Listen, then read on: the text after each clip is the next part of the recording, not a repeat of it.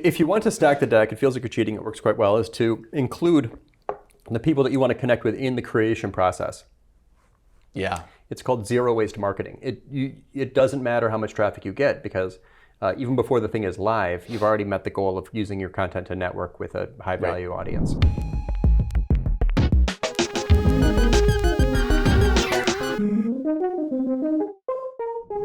Andy Crestodina is the CEO and co-founder of Orbit Media Studios. And you guys are an award-winning digital agency in Chicago. We are. We're focused on the website. I'm technically not. I'm the CMO. I have a CEO who's a business pro, and I'm not really a business pro. We'll change that E to an M. We'll use some AI for that. It'll yeah, auto editing for that. It's but yes, we're a digital agency, but we're focused on the website, so we do web development and website optimization. Yeah. Website optimization is a combination of search optimization and conversion optimization. So it's both the cheese and the mousetrap. It's going to attract qualified visitors and get them to take an action. And this is year 22. I'm like you, I've lived in this neighborhood a long time. Our first office was in my second bedroom, which was 2 blocks that way. How long were you in the bedroom before you moved out to the bigger bedroom? About a year and a half, and then we moved behind into a building, our same landlord, behind Trader Joe's, one of the on Ravenswood Avenue. We've been on Ravenswood Avenue forever. Yeah, awesome. Well, yeah, you're just down the street. We're neighbors here. We're neighbors. I was like, hey, you should stop on by on your way to work. Glad to be here. Yeah. And we both studied at the University of Iowa. We did. But you studied, I went to school for film, and makes sense. I'm here making videos for our clients. But you studied Asian language and literature. I'm not using my degree. No, you're not even close. Are you? No. Well, I mean, language, and I feel like there's maybe some commonalities there, maybe? No, not so much? I mean, generally, liberal arts is a good background for all kinds of communication type categories. I don't know. I mean, you I'm learned not how using to Chinese. Learn. Why did you study? Why did you focus on Asian Mandarin they said it was going to be like the thing of the future. And this was in 1992. So you are a futuristic guy. I just didn't know what else to study. I had fun teachers. I decided I didn't have another plan. I just decided to make that my degree. I was going to be, actually there is something very relevant. So without any better idea, I decided I was going to be a teacher, a foreign language teacher. And there were 2 places in Iowa where you could do that. Cedar Rapids and Des Moines. And I decided not to work in a Des Moines high school. Okay. So instead I traveled, finished learning Chinese, came back, got a job downtown, wanted to do something creative, joined my friend who was already building websites, started Orbit Media in 2001, and never looked back. But the teaching thing is what I do all the time now. It really is a full circle story. Yeah, I'm constantly giving presentations and webinars and speaking at conferences or writing. A lot of my content's like curriculum development, like I learned in college. Like there's a learning objective. Like you mentioned the detail of our content. It really has a lot to do with that. Yeah. If you want the reader to come away with specific skills, you need to sort of give almost prescriptive, like step-by-step, like processes. Yeah. Well, I think there's a different, we're both in the content marketing world in some way. And there's a difference between, there's a lot of noise. There's a lot of people just like churning and burning. And the goal is just to attract eyeballs. And I understand that, like you're trying to help a business be successful, but it really seems like you're invested in actually teaching something to somebody. Like for somebody to walk away with, like, when they read this article, they're going to learn something, because the articles and the things that you guys put out are really in depth. Yeah, I mean, if you want to be top of mind for what you do with 1,000 marketing decision makers, then you have to do something that's memorable. Right.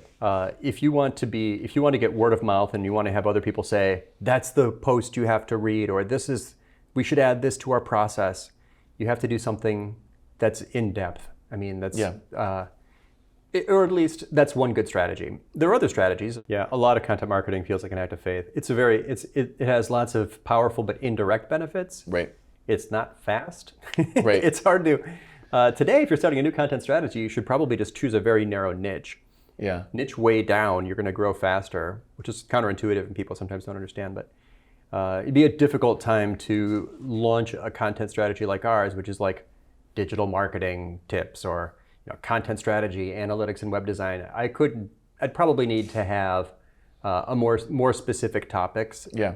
To grow faster these days because it's just so competitive. So that's one of the things about so you've been at it for 22 years or however long, and you've been building this sort of web of content out in the world, and people that worked.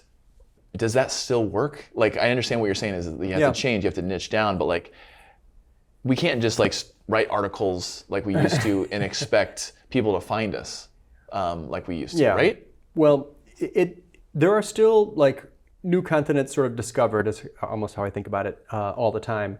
Like, I don't use it at all, but when TikTok came out, the early people to that have massive audiences now. Yeah, sure. When LinkedIn newsletters came out, I was a little bit early to that and built quite a large subscriber base of a LinkedIn newsletter. The topic of AI is new. Yeah. So people that are earlier to go in and do a bunch of research and try different things and make videos and step-by-step articles that show use cases and very detailed, like those are getting great traction. Right. There's always going to be another topic. There's always going to be another channel. But really, if I was going to recommend a content strategy, I would really encourage people to consider focusing on the bottom of the funnel, creating content specifically for their current prospects, doing account-based marketing, making something that's for like people that you can help and do well for, and then sort of sending it to them directly or inviting them to help you with the content. Right. I mean, if you want to stack the deck, it feels like you're cheating, it works quite well, is to include the people that you want to connect with in the creation process. Yeah. It's called zero waste marketing. It doesn't matter how much traffic you get because even before the thing is live, you've already met the goal of using your content to network with a high value audience, or with a potential prospect or a cold lead or some influencer or editor that you want to collaborate with someday. It's like, if you make a thing and post it and then hope that the people, the right people will see it, you're a little bit late. So if you look at what we do, we basically never post anything without at least one contributor quote from somebody. I do not write articles without adding a contributor quote from an influencer. As you experience all the time, what are we doing here? This is like an influencer marketing strategy or a collaborative content format. I mean, how often do people decline to sit in this chair? Very few. I'm sure hardly anyone. Why would they? This is awesome. Yeah. It's an honor to be here. Thanks for the invite. I'm glad that you said yes. Let's talk about SEO versus social. But I think it's a little bit blurrier than people really think it is when they dive deep. They kind of treat SEO the same way that they treat social. What are you finding with that issue? Is that the same issue? And is that why you wrote the article, I'm assuming? Well, I love the differences. I love that kind of dichotomy, the thinking, and I knew that people like that when you say like there's two kinds of X. Right. Anytime you're saying that there's two kinds of X, you're probably get onto something or maybe a good headline. But really, I do believe that there are that articles have a natural advantage in search or in social. And written articles, like just a traditional article. Yeah. Also, any piece of content potentially. Okay. A video could have an advantage in YouTube SEO or in TikTok video, because they have very different needs for the person who uses those channels. Right. People in search are busy and people in social are bored. So your job in search is to meet people's expectations. Your job in social media is to be a little bit unexpected. They're not just different channels, they're opposite channels. So if you write something that has kind of a provocative or emotional headline, something unexpected, nobody's looking for something unexpected, right? They're in a stream and they'll stop and slow down and tap something unexpected. That's going to work in social. But if your long form stuff answers questions, detailed like processes, satisfies information needs, that's going to work in search. Right. So there are things that have an amazing advantage in one and not the other. So it's your job as a content strategist to consider the topic and ask where this will have a natural advantage in promotion. Again, you're waited too long if you just make the thing and then wonder where it's going to work, or make the thing and think it's going to perform equally everywhere. That never happens. Yeah. Are you still finding though that people do that a lot? They make the thing and then they put it everywhere and then they're like, why isn't it working? Well, again, back to our blogger survey, everybody it's like 95% of bloggers promote their content on social media because it's low cost, it's fast, Sure. you can just, it's one click, sometimes, but that's not a good way to do social promotion, by the way. I would do much better. I'd use video if you're serious about promoting something, put a bigger effort into it. But no, I think it's true. Too many content marketers don't consider promotion during the creation process. Don't make anything without a plan to promote it. While you're making it, think about who could contribute to it, where could it be was shared? What might people searching for what might want to find this? There's, should I even write a new thing? Is my topic lend itself better to updating an older piece of content?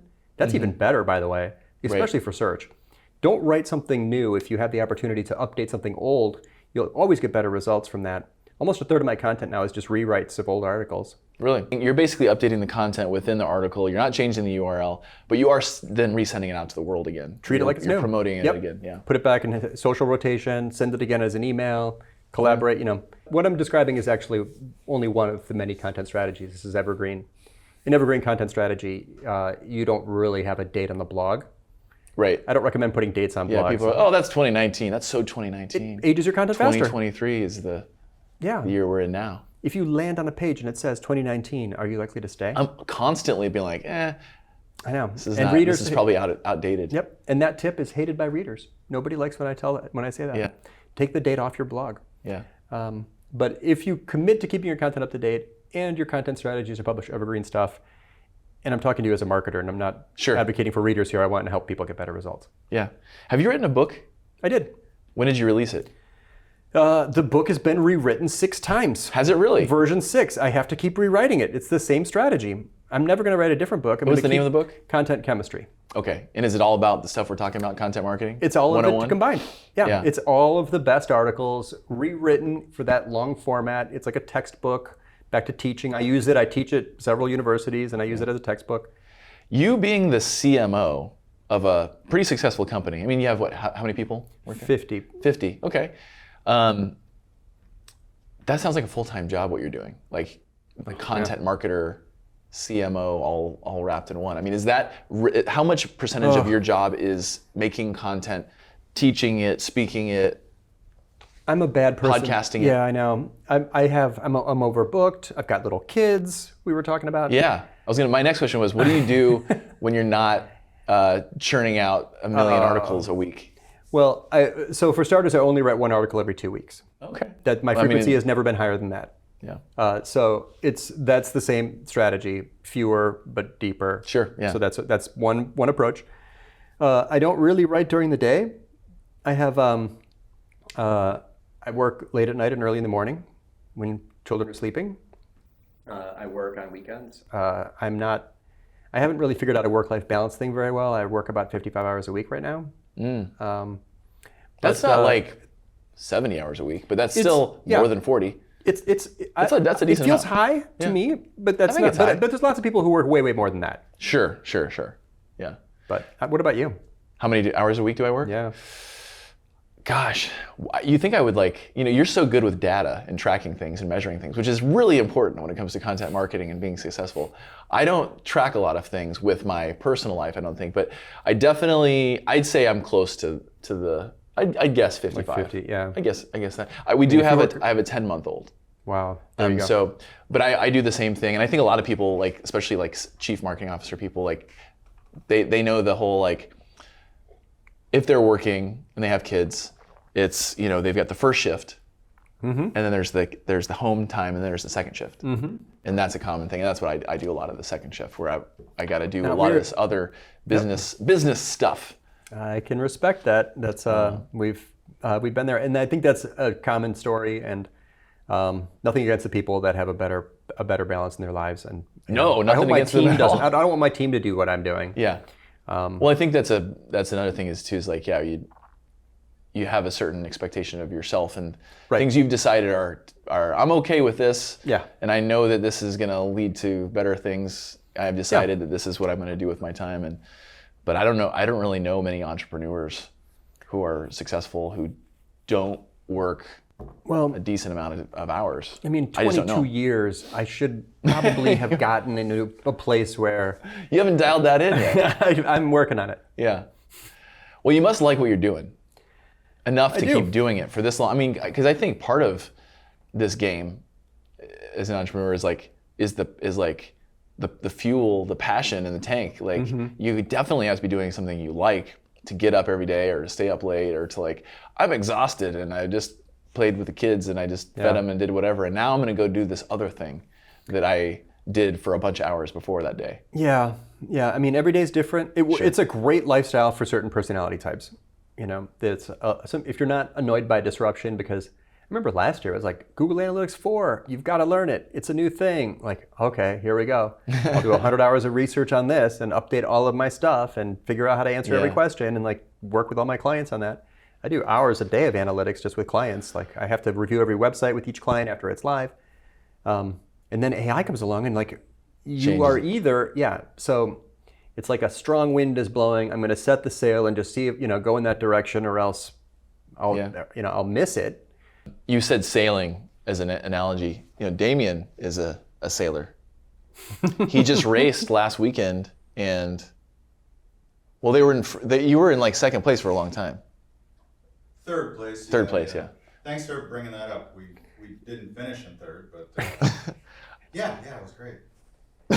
In the book, I use this metaphor. It's like email and social media are like rowing a boat. They're activity based, but SEO is like sailing. You can, it's like every page has a chance to catch traffic, like a sail catches wind. And then the motorboat, that's just advertising. You want to put some resources into this. Yeah, just put some cash into the thing, and it'll go. Yeah. But the organic content marketing, content strategy type people, it really just sort of does feel like sailing. Interesting. And then fishing with a net, because you're going to get a lot of inquiries from people that you don't, totally. you can't sell to. Yeah. Yeah, it's like I feel like a sailor with a net instead of, I know lots of people who grow much faster. They're on a motorboat with a spear and they go right after the client. So why didn't you get that spear out and catch some of those big old sharks? I do some of that now, actually. I do account-based marketing. Okay. So if you do like, it's like AI for blah, blah, blah. Now I'm doing like AI for banks. And I produce like a piece of research on how AI can work for banks. Like verticals. Yeah, in the vertical. And then go through your network and invite specific people. They're decision makers, they have sufficient budget, they're relevant, you're already connected with them, they're first-degree connections, and invite them to join the webinar. If they can't make it, sign up, you'll get the recording or send someone from your team. Sure. And then even if you do a webinar with like 20 people, that's amazing because they're all qualified. Account-based marketing is one of the very few shortcuts. It works quite well. And I'm talking about account-based content marketing. Yeah. Account-based marketing often means like this like technology-based thing. I'm not doing it all. Right. But creating content for specific people that you've already met, you've already qualified, and that might be interested in buying or learning more. And inviting them to it. Right. And then the follow-up is interesting because you can give a webinar and afterwards say like, I will happily spend an hour with any of you who would like to do this specifically with their analytics or with their prompts or with their audience. Right. And you can't say that on a normal webinar. No. You can't do that.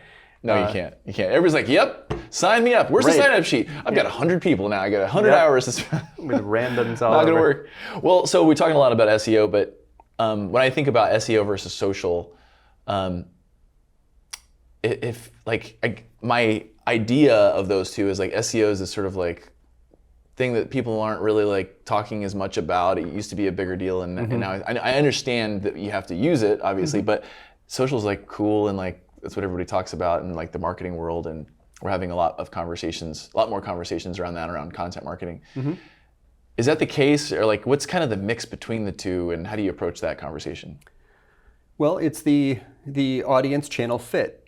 So we did a website for like a pest extermination company. They need SEO. There's no way to target people who have bed bugs in Facebook. Like that could be anybody. There's no way to do that. Like people are going to be, that's how they get found, is they have to be searched for. Someone has to go look, So in search, this is the ad side, the paid side. In search, you target people based on what they're thinking, but you know nothing about who they are. In social, you target people based on who they are, but you know nothing about what they're thinking. Right. Totally why is opposites. that? Take that a step further here. Well, in search, the person typed what they want in a box. Their fingers are on a keyboard, and they're going to see things based on a topic. Right. Anybody could search for that topic. You don't know who they are. Everyone, if you search for Chicago, plumber, you don't know the audience. You just know people who need that thing. Yep. In social media, you can target people based on geography and their interests and all these demographics, and you can target a certain person, but you don't know if they need a plumber today. Right.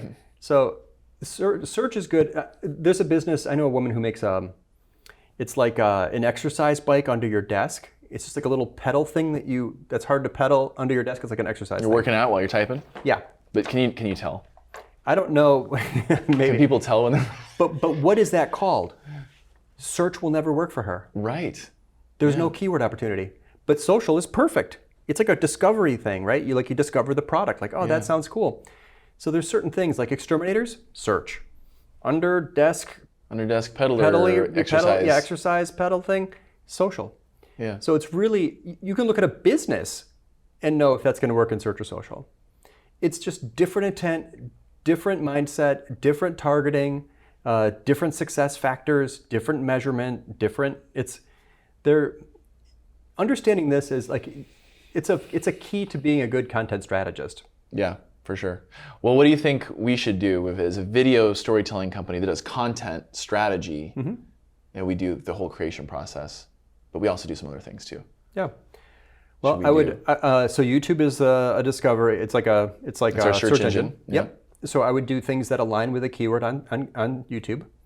So a little bit of keyword research will show you, even in just YouTube search box, right? You start typing and you can see if it's existing. Yeah. So make content there that aligns with what people are looking for. Yep. And then in social, probably short form, probably provocative, probably more cuts, probably something funny or entertaining or something with a headline that nobody was expecting. You can't rank for something no one is searching for. I mean, so I would actually have the quote two that you just strategies. gave is the clip, the social clip we'll use. But it's That gonna might be work. very meta. Yeah, maybe that'll work. I love it. We'll see. For social, yeah. We'll see. Okay, so those are some of the differences. One of the other differences that you wrote about with social versus SEO is that people buy on SEO, people browse on social. And so they're not buying on social, but young people seem to start buying on social now. There's like a whole different kind of Gen Z thing happening where it's like, they're just on social and they're buying stuff. Well, there are research-based buying decisions where people do a lot of reading and searching.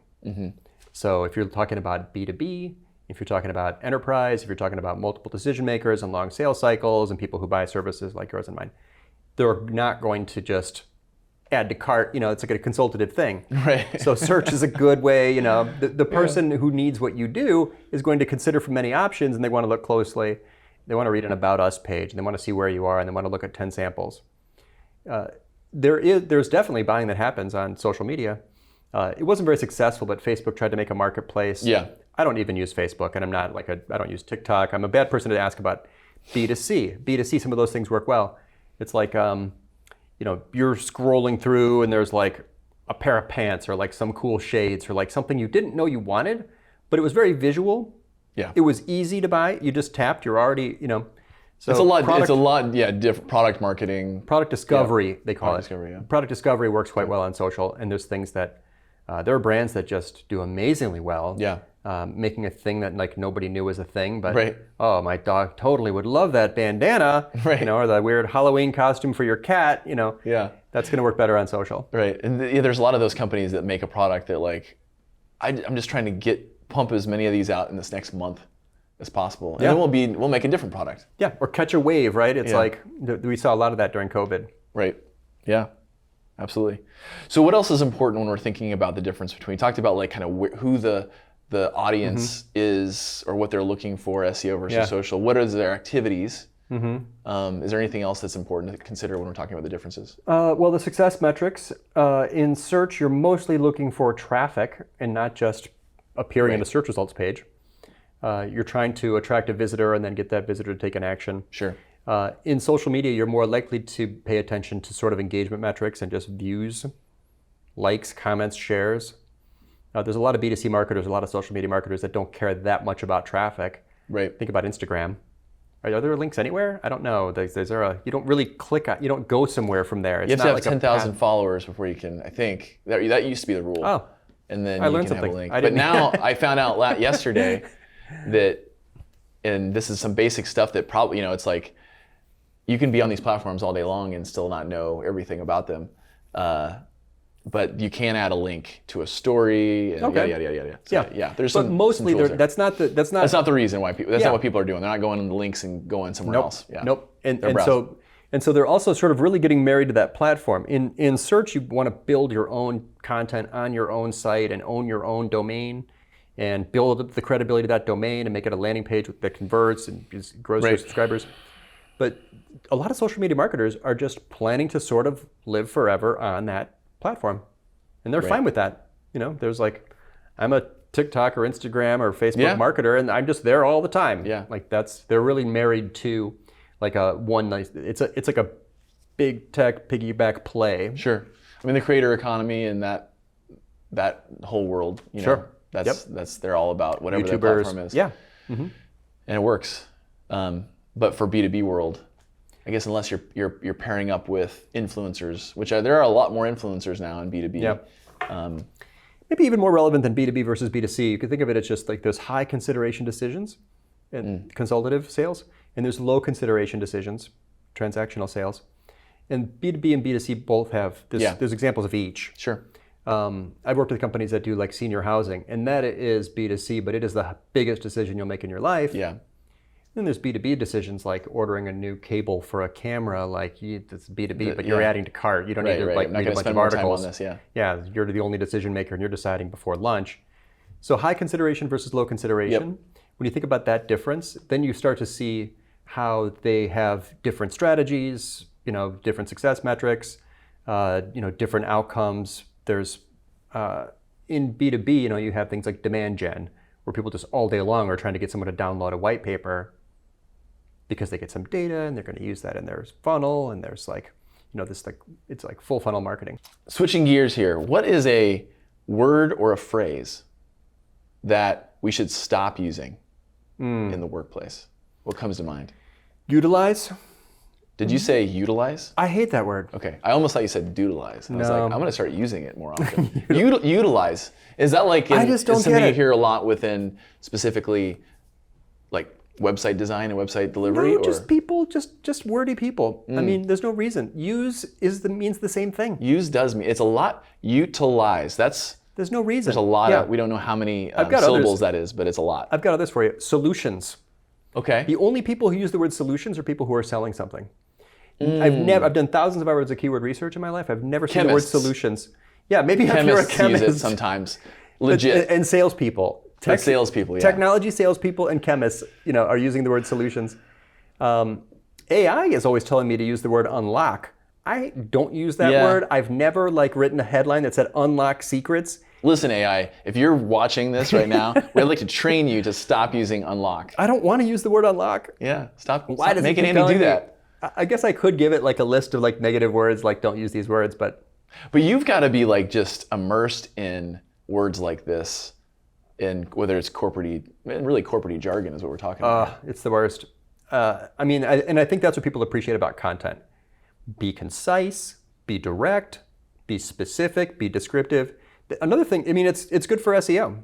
No one's searching for solutions. Look at your navigation labels. I talked to a company just yesterday.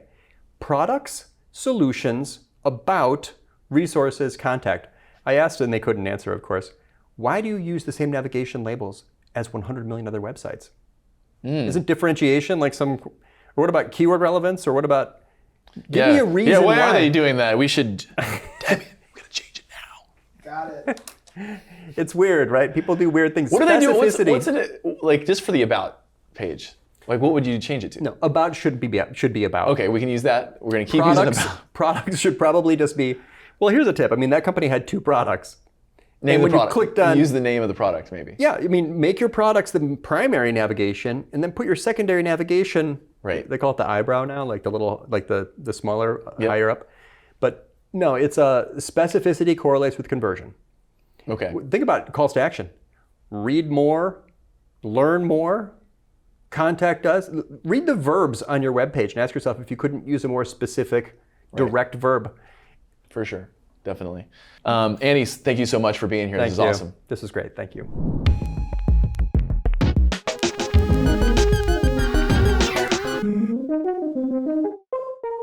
Eu fango.